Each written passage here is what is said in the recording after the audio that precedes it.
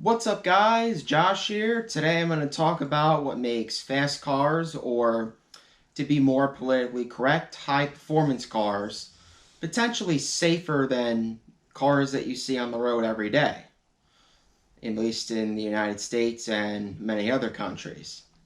Okay, now you're probably wondering why something like a Lamborghini Aventador is safer than a Toyota Prius. So that is what I'm here to cover. So a fast or high performance car is a car that has all upgraded specs, such as, the engine, suspension, brakes, whole nine yards. And something that can get from 0 to 60 anywhere from 3 to 6 seconds typically. So I just want to go over a few things that potentially make high performance cars safer. And one of those things is the power. Now, the power that the car has can allow you to get out of a lot of situations quickly, such as if you're driving along and somebody's following you. It seems like they're following you, they've been behind you for a really long time, and you're really suspicious of them. You're suspicious of their behavior because they've been doing it for so long, and you're kind of wondering what's up with them. One of the other things is if, let's say, traffic is merging into one lane, kind of like this.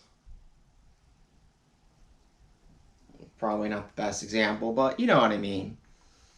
So let's say if you're going down a road, whether it's a highway or a city street, and you for some reason want to be the first one in the traffic, and it's because, you're either late for work or you're trying to catch a flight, and, you got to do what you got to do to be the first one in the pack, but do it wisely and safely.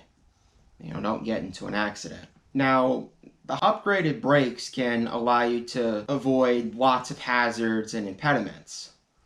And one of those is if you're cruising down the highway and for some reason somebody comes right in front of you. Let's say, you're traveling down the road kind of like this, and boom, right in front of you. And you gotta be full on brake. Like, you're stunned, kind of, because you're shocked that they came right over, because they didn't look, they weren't paying attention.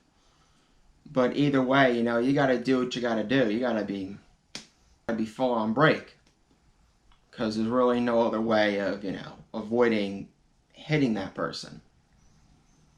And these brakes can allow you to have a much better chance of not hitting that impediment.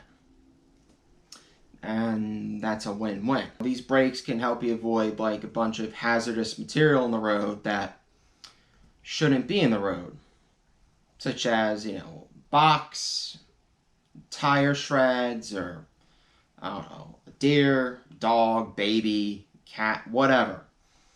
And you gotta do what you gotta do to try to avoid hitting them. So all of that is a win-win, because the brakes helped you potentially avoid hitting whatever was in the road. And another thing I wanted to cover is the suspension itself and the powertrain and all that good stuff. The upgraded suspension could do is allow you to withstand hardcore use, but don't over abuse it, because then you make the mistake of being overconfident that because you have a much better built suspension that you can withstand going off-roading if your car is really meant to be around a track.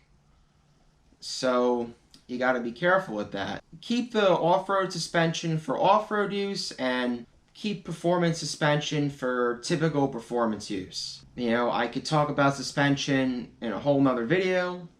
May or may not be a whole nother video, but if you stay tuned, I guess you'll find out.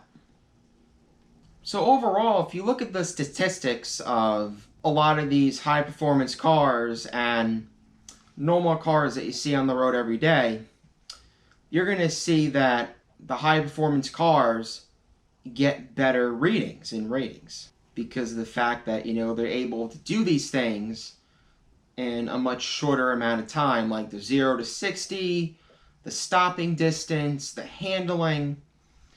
This is not to say that normal cars like Toyota Prius and, I don't know, Hyundai Santa Fe are crappy cars. It's to say that, that high performance cars are designed to do these things in such a short period of time. Because you have to have all these capabilities to get the best use out of them. There's probably many other reasons why high performance cars can be safer. If you agree, you agree. If you don't, you don't. Alright, so that's pretty much all I got. That's it, guys. I hope you enjoyed this video. Make sure you leave a like, comment, and subscribe for more. And I'll see you next time.